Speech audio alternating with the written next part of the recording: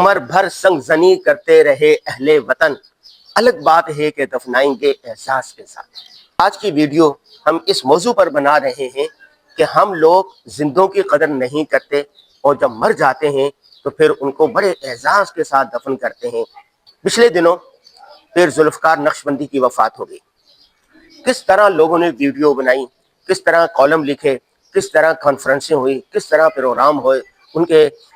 وفات کے بعد کس طرح ان پر اشعار کہے گئے، نظمیں پڑھی گئی،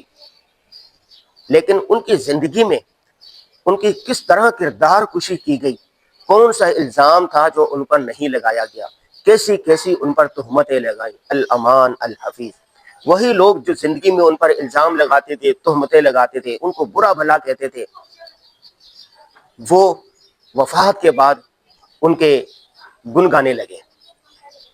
ایک اور مثال دیتا ہوں جو تازہ ہے، سید سلمان گیلانی۔ ان کی زندگی کے اندر وہ بل ادا کرنے کے لیے ترستے رہے، ہسپتال کا بل ادا کرنے کے لیے ان کے پاس پیسے نہیں تھے، ان کو اپنی کتابیں فروخت کرنی پڑی۔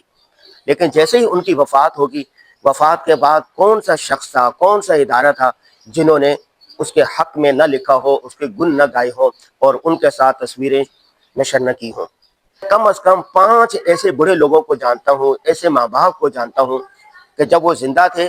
تو بیٹے نے اپنی باپ کو، سگے باپ کو گھر سے نکال دیا، کیونکہ ان کی بیوی اس کی خدمت کرنے کے لیے تیار نہیں تھی۔ باپ کو کہا کہ آپ دوسری جگہ چلے جائیں، آپ میرا گھر تباہ کر رہے ہیں، میرے بچے آپ سے راضی نہیں ہیں، آپ کی وجہ سے میرے گھر میں لڑائی ہوتی۔ وہ باپ جس نے آپ کو بڑے پیار سے، ناز سے پالا تھا، آپ نے اپنے گھر سے اس کو نکال دیا۔ جب باپ کی وفات ہو گئی تو سب سے زیادہ اس کو دفنانے والوں میں اور ان کے احسان جتانے والوں میں اور ان کے اعزازات میں وہ شامل تھا۔ میں ایک ایسی ماں کو جانتا ہوں جس کے بیٹیوں نے ان کو گھر سے نکال دیا اور انہوں نے دارالامان عیدی سینٹر میں پناہ لی اور وہاں ایڑیا رگڑ رگڑ کر وہ مر گئی۔ کوئی پرسان حال نہیں تھا، لیکن جیسے وفات ہوئی، وفات کے بعد بس وہی رونا دھونا شروع کر دیا، ہائے ہماری ماں، ماں یہ وہ فلاں فلاں۔ میں ایسے بڑے لوگوں کو بھی جانتا ہوں جو گھر والوں نے 10 بھائی تھے، 10 بھائی بہن تھے، لیکن ایک ماں باپ کو نہیں رکھ سکے، انہوں نے اولڈ ہوم میں چھوڑ دیا اور سال میں 1-2 دفعہ ملنے کے لیے جاتے تھے۔ میں پاکستان سے باہر کی بات نہیں کر رہا، وہاں تو عام ہے، میں کراچی کی بات کر رہا ہوں، ایلیٹ کلاس کی بات کر رہا ہوں، غریب کی بات بھی نہیں کر رہا کہ ان کے پاس کھانے کے لیے نہ ہو۔ لیکن جیسے مر گیا، باہر سے آیا، دفن کفن کا انتظام کیا اور اس کے اعزاز میں بڑی تقریبیں کی اور رونا دھونا کیا اور چلے گئے۔ نمبر 3، کتنے سیاستدان ہیں، کتنے بڑے لوگ ہیں جن کو ہم برا بھلا کہتے ہیں، گالیاں دیتے ہیں، سب کچھ کرتے ہیں، لیکن جیسے ہی وہ مر جاتے ہیں تو کریڈٹ لینے کے لیے آپ پہنچ جاتے ہیں۔ ابھی کتنے زندہ علماء کرام ہیں، آپ ان کو گالیاں دیتے ہیں، ان پر الزام لگاتے ہیں، ان کو پٹھو کہتے ہیں، اس کو کون سے الزامات ہیں جو ان پر نہیں لگائے جاتے، لیکن جیسے ہی ان کی وفات ہوگی آپ کریڈٹ لینے کے لیے آ جائیں گے، جو ذم ہے وہ مدح میں تبدیل ہو جائے گی، جو برا بھلا کہہ رہے ہیں وہ اس میں آ جائے گا، تعریف میں آ جائے گا۔ ہمیں ایسا نہیں کرنا چاہیے، اپنے رویوں پر نظر ثانی کرنی چاہیے، زندوں کی قدر کریں، زندوں کا اعزاز دیں، ان کا اکرام کریں،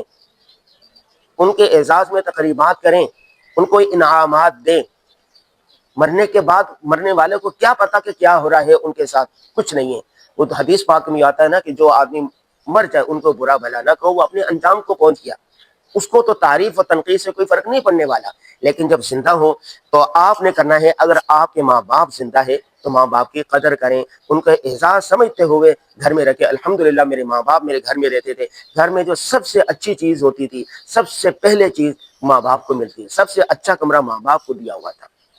آپ کے بہن بھائی اگر کوئی غریب ہے، کوئی پریشان ہے، ان کی مدد کریں، ان کا احساس کریں۔ آپ کے دوستوں میں سے، آپ کے دفتر کے لوگوں میں سے، آپ کی کمپنی کے لوگوں میں سے، آپ کی فیکٹری کے لوگوں میں سے جو بیمار ہے، جو پریشان ہے، آپ ان کی مدد کریں۔ میں ایک ایسے ساتھی کو جانتا ہوں جو دفتر میں کام کرتا تھا، دفتر بھی ایلیٹ کلاس کا مالدار، وہ اپنے تنخواہ بڑھانے کے لیے درخواستیں دیتا رہا، اپنے مکان کے لیے درخواستیں دیتا رہا، اس کی درخواست منظور نہیں ہوئی، بائک پر ادارے کے کام سے جا رہا تھا، اس کا ٹریفک حادثہ ہو گیا، وہ مر گیا، لیکن اس کو دفنانے کے لیے 12-15 گاڑیاں اعزاز کے ساتھ گئی، اس کو دفنا کے مرنے کے بعد اس کا کریڈٹ لیا گیا۔